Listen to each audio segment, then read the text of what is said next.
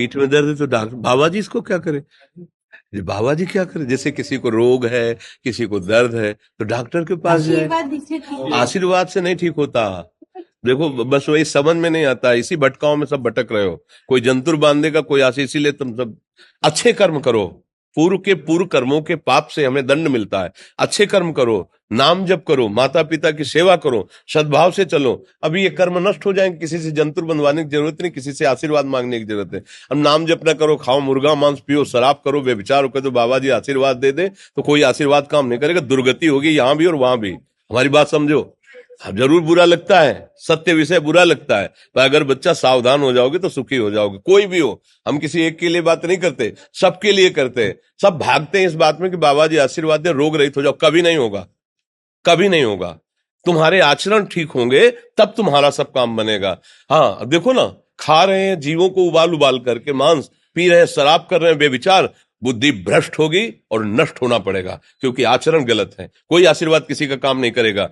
आप अच्छे आचरण करो, माता पिता की सेवा करो, परिवार की सेवा करो, समाज की सेवा करो, नाम जप करो। शरीर में कोई छोटे मोटे कष्ट आवे उनको सह जाओ, आगे चलकर आप देखो कि कैसी उन्नति होती, अच्छा होगा, मंगल होगा।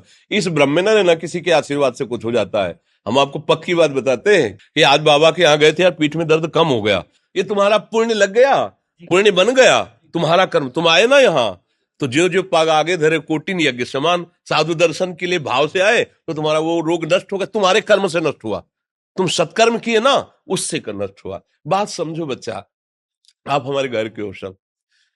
आशीर्वाद देने से हम कई बार कहा कि अगर तुम सुखी हो जाओ तो हम किसी से न मिले, चुपचाप अपने कमरे में बैठे केवल आशीर्वाद देते रहे सबको।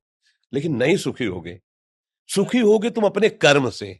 को न काहू के सुख दुख कर दाता, और निज कृत कर्म भोग सुन भ्राता। हे भाई, अपने कर्म का भोग ही आपको भोगना पड़ेगा। कोई भी तुम्हारे कर्म को नहीं मिटा सकता, एकमात्र भगवान, एकमात्र भगवान। मेरी बात मान लेना, उनकी शरण में और नाम जप करो, सब ठीक हो जाएगा। तुम्हारे भजन से होगा, तुम्हारे अच्छे आचरण से होगा, तुम्हारी धार्मिक प्रवृत्तियों से होगा। अब ये बात ना समझो तो फिर हम क्या कह सकते हैं? नहीं, हाँ, यही तुम्हारा जन्मदिन की सफलता है कि हमारी बात मान लो, राधा राधा रटो, कोई नशा मत करना, अपने माता पिता की सेवा करो, समाज की सेवा करो जितना। और जो कष्ट है वो स्थायी नहीं है। आज विपत्ति आई, कल खत्म हो जाएगी। अभी दिन है, फिर रात आ जाएगा, रात है तो दिन आ जाएगा। ये क्रम चलता रहता है, हमें निराश नहीं होना। सूरवीर योद्धा की तरह हमें जीना है यार, कायर की तरह नहीं जीना है। जी ठीक है।